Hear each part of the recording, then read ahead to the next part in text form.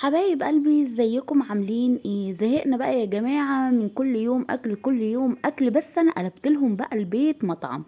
اول حاجة كده صحيت، يعني كنت صاحية اليوم دوت متأخر ومكسلة اعمل اكل ومكسلة اعمل اي حاجة. بس يلا نشوف هنعمل مع بعض ايه. مطعم مطعم مطعم. بس قبل اي حاجة ما تنسوش اللايك والشير والسبسكرايب لو اول مرة بتتابعوني. وحبايبي اللي متابعيني يا ريت ما ننساش نحط اللايك. طلعت من جاي كده من الفريزر وقشرتها وسبتها، يعني اطلع بقى بقية الحاجة اللي انا هعملها كده، وبعد كده هروح ضرباها في الخلاط علشان اعمل العصير اللي هنفطر عليه ان شاء الله. عندي بقى برجر بالجبنة كده، طلعت منه اتنين، على واحدتين سوسيس، على واحدتين ستريبس، على واحدتين برجر عادي، وكمان كام واحدة سجق. طلعهم كده عشان اسيبهم بقى يفكوا قبل ما اجي اسويهم. وغسلت كده حاجات، طبق سلطة. انا قلت لكم بقى هقلب البيت مطعم، يعني هقلبه مطعم. بصوا اليوم دوت والله العظيم كان غريب جدا.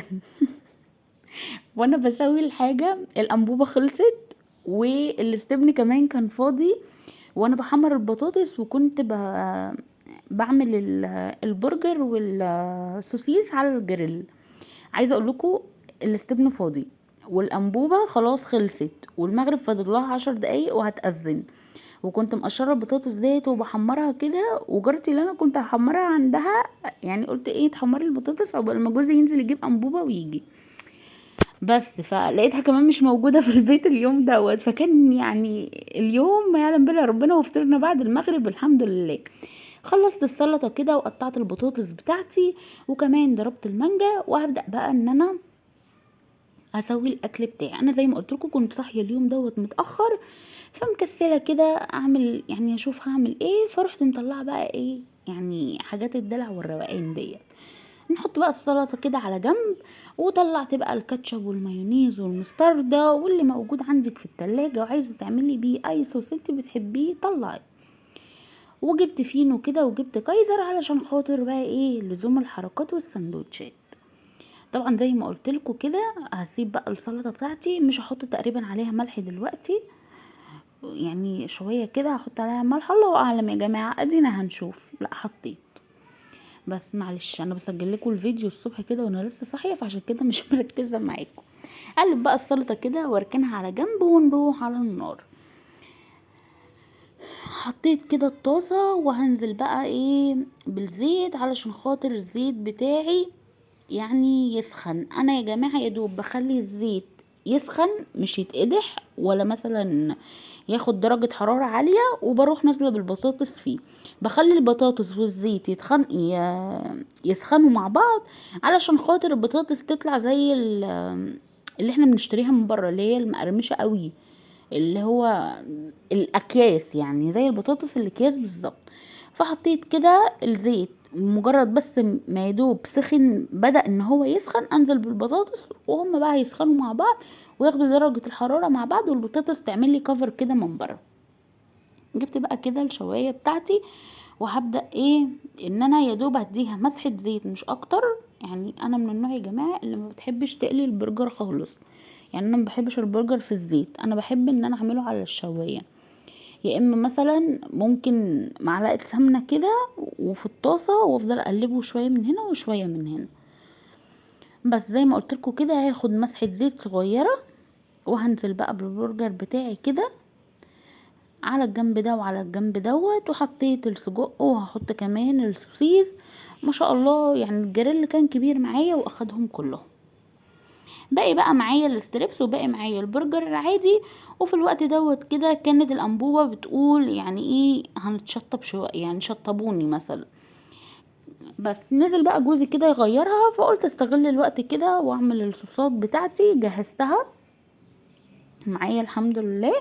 وهبدأ بقى ان انا افتح السندوتشات بتاعتي علشان خاطر يعني لما يطلع، كان اصلا في الوقت دوت المغرب اذن، وهو كان لسه مطلعش من الشارع تحت. فقلت بقى لما يطلع كده يكون الحاجة جاهزة معايا. هنا طبعا هكمل بقى ايه باقي التسوية بتاعتي. في الوقت دوت كده كنت عمالة برج في الانبوبة، يعني اللي هو ايه عمالة ارجها شوية من هنا وشوية من هنا، شوية من هنا وشوية من هنا، لحد ما هو اخد الاستبن وراح غيرها. قضت معايا الغرض شويه وانجزت معايا طبعا. عقبال ما هو طلع ما كانش باقي يعني حاجات كتير عايزه تتعمل. فهتشوفوا دلوقتي يعني عشان تصدقوا والله العظيم انا ما بكدب عليكم ولا اي حاجه. انا هنا كانت خلاص بقى، بصوا حتى بدأ الزيت اهو يهدى معايا خالص. هرج الانبوبه تاني وهحط الجبنه كده على الوش. وكانت الحاجات اللي معايا في الجريل دي خلاص استوت، يعني خلاص الحمد لله استوت، بس البطاطس لسه ولسه ما كملتش باقي الحاجه اللي معايا. فهحط الجبنه كده واحط الحاجه تسيح وخلاص، يعني احط الجبنه كده على الاكل بتاعي او على المشويات بتاعتي علشان خاطر تبدأ ان هي تسيح. وكنت يعني شاكه ان ممكن الانبوبه تكمل معايا، لكن للاسف ما كملتش اكتر من كده. بس هبدأ بقى افتح في الفينو بتاعي، وهو تقريبا في الوقت دوت كده كان جه وبيغير الانبوبه يا جماعه. طبعا بقى جه متعصب ومتنرفز، بس هنعمل ايه؟ انا قلت له قبل رمضان احنا عايزين نغير الاستبن وانا نسيت وهو نسي، وكانت الكارثه طبعا يا جماعه اللي هي حصلت في الوقت دوت. الحمد لله ان هي حصلت في حاجه خفيفه، ما حصلتش مثلا في يوم عزومه، ولا يعني في يوم كنت بعمل فيه حاجه ما ينفعش النار تتفصل من عليها. الحمد لله يعني ان هي عدت كده قدر ولطف كده الحمد لله ربنا ما بيجيبش حاجه وحشه. انا مش قادره اقول لكم اليوم دوت كان متنرفز عليا فيه ازاي، بس انا مالي، انا ماليش دعوه، مش هو اللي عمل كده، يستحمل بقى. شريحة بقى بصل وشريحة طماطم كده، وحطينا الصوص بتاعنا. انا يا جماعة من عشاق الصوص اللي هو نحط الكاتشب على المايونيز دوت، ونحط حبة شطة كده ومعلقة مستردة صغيرة. يا ربي بيوديكي في حتة تانية خالص. يعني طبعا كان بقى خلاص الجريمة بتاعتي قربت ان هي تخلص. طبعا يا جماعه السندوتشات دي جريمه، يعني هي مش جريمه حاجه. وحطيت بقى السلطه وطلعت البطاطس وبظبط السندوتشات بتاعتي زي ما انتوا شايفين كده. شايفين بصوا الجبنه لما نشفت علشان خاطر يعني النار هديت عليها. طبعا ديت لو كانت وهي لسه سخنه كان بقت بتمز وبتلز وبقت ايه حاجه اخر دلع. اخلص كده السندوتشات بتاعتي وهعمل بقى معاكم الستريبس. يعني انا كنت في الوقت دوت كمان لما طلعت البطاطس حطيت مكانها الستريبس على طول. وادي كده الساندوتش اللي احنا بنجيبه من بره بمبلغ وقدره، شريحة البرجر وشريحة الجبنة والستريبس. وظبطت الدنيا زي ما انتوا شايفين كده. وبعد ما فطر والحمد لله يعني اتروق كده عليه بكوبايه الشاي اللي هو بيشربها. الحمد لله ان جوزي ما بيدخنش، يعني كانت العصبيه مش زايده شويه، مش زايده قوي يعني بس زي ما انتوا شايفين كده دوت كان شكل السندوتشات بتاعتي بعد ما خلصتها. ودوت كده كان شكل الفطار. عملت البرجر بقى العادي، وادي البرجر بالجبنه وبطاطس ومانجا، وجربوا بالهنا.